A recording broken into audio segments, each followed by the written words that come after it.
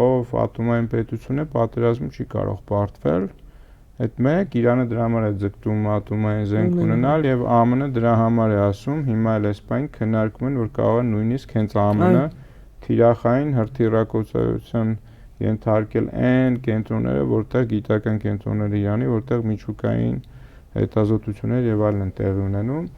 Սա բխում է դրանից, որովհետեւ էլի կրկնեմ, համարվում է աշխարհում, որ ով ատոմային պետություն է, նա պատերազմում չի պարտվելու։ Այս է տրամաբանությունը, որ Իսրայելն էլ ունի ատոմային զենք ունեցող։ Երկրորդը,